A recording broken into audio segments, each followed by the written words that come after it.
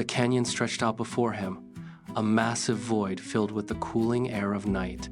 ARTBABYBLUE stood at the very edge where the earth ended and the sky began.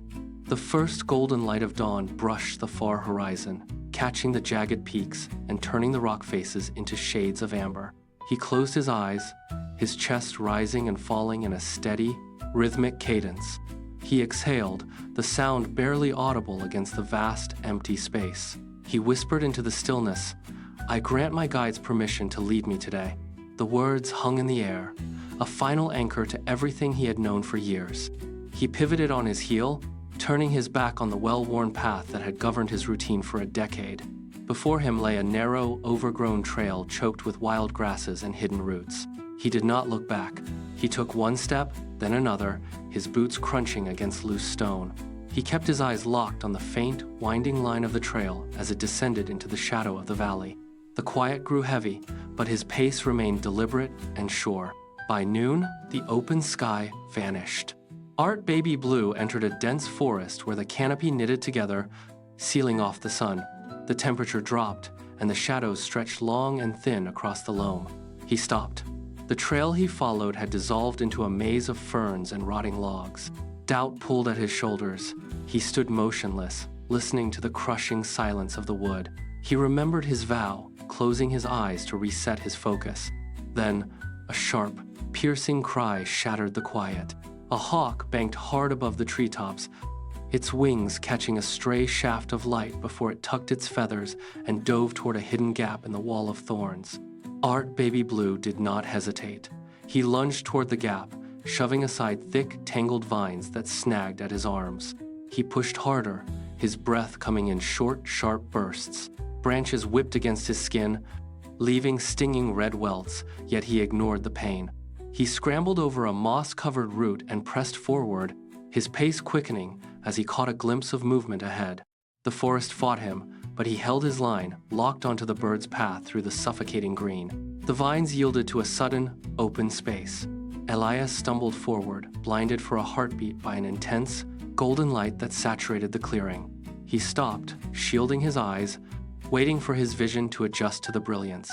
In the center of the clearing lay a mountain pool, its surface perfectly still, acting as a polished dark mirror against the surrounding glare.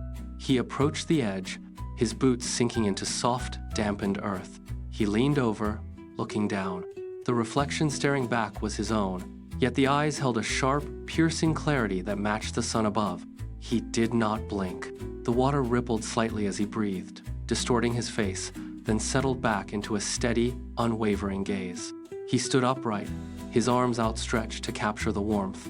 The tension in his chest began to dissipate, replaced by a cold, hard resolve. He stopped searching for a map or a guide. The stillness of the pool had provided the answer. He turned his head, his gaze shifting toward a massive stone archway looming at the far end of the clearing. He felt the weight of his purpose, solid and absolute, as he took a final, steady breath, preparing to cross the boundary between his past and what waited ahead. ARTBABYBLUE moved toward the stone archway. Every step resonated against the hard ground, echoing in the quiet clearing. He reached the threshold and stopped. His heart hammered against his ribs, a frantic rhythm that contrasted with the stillness of the air. He gripped the rough, weathered stone of the arch, his knuckles white, and stared into the dark opening. He took a single, deep breath, forced his feet to move, and stepped forward. The transition was instantaneous.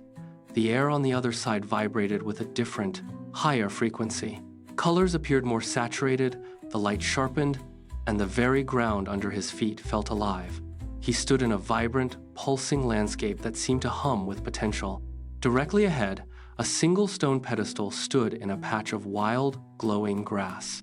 He approached it, his pace liberating, and found a map resting on the smooth surface. The ink looked wet, fresh, as if it had been inscribed only seconds ago. He lifted the parchment. As his fingers touched the grain of the paper, the lines of the map began to shift, aligning with the terrain ahead. He held his purpose in his hands, clear and undeniable, as the path toward the summit opened before him. ARTBABYBLUE began the final ascent, his boots carving firm prints into the rising earth. The landscape around him shed its complexity, simplifying into pure form and color. He climbed past the last of the timber line, where the air grew thin and crystalline. His shadow stretched long before him, then shortened, then vanished entirely as he reached the absolute pinnacle. He stopped. The sun crested the mountain, a blinding, golden edge that devoured the horizon. He did not look away. He stood at the center of the world, his posture steady and unmoving. The boundary between his skin and the atmosphere seemed to dissolve. He drew a breath, and the air did not just fill his lungs, it filled his intent, feeling like the very substance of creation. He watched the light pour over the ridges, his mind perfectly quiet. He was no longer walking toward a destination. He had arrived where he had always been. The path behind him was a memory, and the path ahead was the light itself. He turned slowly, arms hanging loose at his sides, and looked out across the vast, radiant expanse. Every movement he made was now an extension of the morning. He stood still, anchored in the brilliance, fully integrated and utterly at peace.